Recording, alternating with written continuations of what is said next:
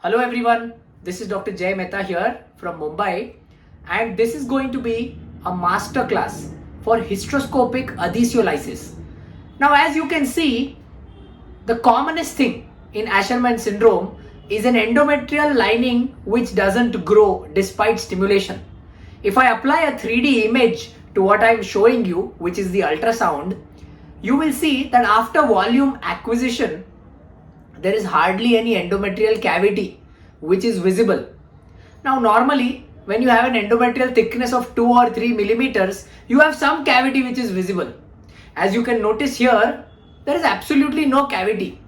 On top of it, you can see these hypoechoic structures in your 3D map. These are the adhesions actually, if you can notice. These adhesions that we are supposed to adhesiolyze in order to open up the cavity.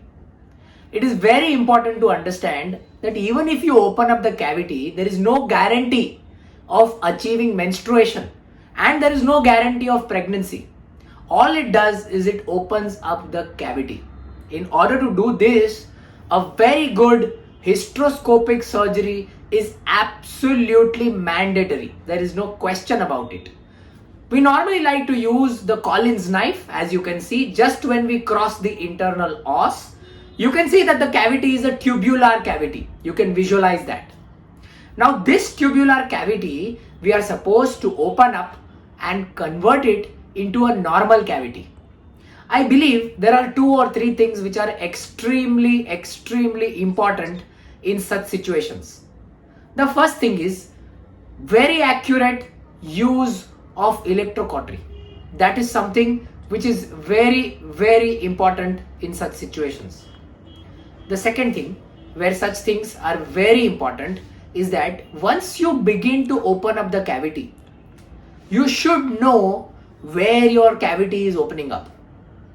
Quite a lot of times people do get confused whenever a hysteroscopic adhesiolysis is being done in order to identify if they are in the right plane of surgery or not.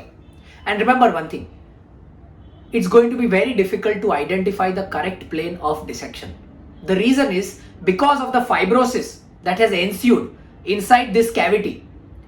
There is going to be no separation of vascularity which is going to occur inside a proper grade 4 Asherman. The best way to dissect is to go laterally first. If you go laterally, you will have some idea of where the muscle is actually separating. And then you will be able to open up in the center. A lot of this guidance is actually given to you by the uterus. The uterine muscle appears to be different than the adhesions. And you are supposed to cut the adhesions and not the muscle. So the minute you reach the muscle, you should note that as one of the thresholds. That okay, you've achieved and you've reached a particular point and you should not go beyond that. Should you be worried at this junction, then it is also good and advisable to use laparoscopic surgery in order to identify if you've thinned out the myometrium excessively or not. The second thing you should remember is that your hysteromat should not exceed a pressure of normally 200 millimeters of water. The flow rate can be approximately 1 liters per minute. And the very beginning of your surgery should be without decompressing the uterus. When you do this, automatically, every time you try and open up the cavity will keep on opening up very slowly. It's also important to identify that many a times there could be flimsy adhesions with compact adhesions. Now as you can see here, what seems to be an ostia is actually not the ostia. See, this is the most commonest confusion which people have. People think that this is the ostia, so they've achieved a complete adhesiolysis, whereas actually this is a false ostia. This is something which is very common when you are doing an adhesiolysis surgery inside the uterus. You need to go beyond that. In order to understand how a normal ostia looks and how this false ostia looks, go close to that ostia. In a normal looking ostia, of course it's going to be not very easy to identify these patterns unless you've done a few hundred hysteroscopic adhesiolysis, but once you get the hang of it, you will almost always know how a normal ostium looks like. Also remember one thing, quite a lot of times when the cavity is completely obliterated, the adhesions in the central aspect of the uterus could be much more muscular and much more dense as compared to the adhesions which occur along the lateral or the walls of the uterus.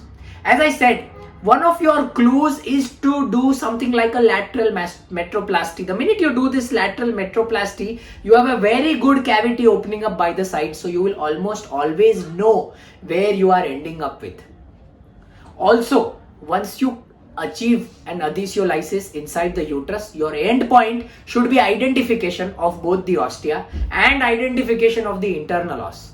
At our setup, we always keep a pediatric Foley's catheter inflated by around 3 cc of water, and we keep it for 7 days, and the patient is given endometrial priming for approximately 3 months prior to attempting anything else. In cases where vascularity is not documented, see in this uterus, if you see, you are seeing vascularity. But in cases where it's a very pale endometrium, which is Asherman's, which is following a previous surgery or following tuberculosis, in those situations, we also put stem cells inside the uterus, and that is something which is very good.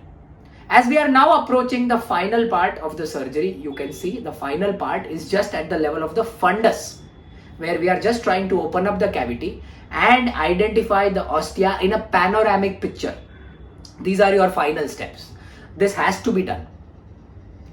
After you do this, only then, once you see this panoramic picture where the cavity is completely opened up, that's when you can say that your surgery for hysteroscopic adhesiolysis for Asherman syndrome is absolutely complete.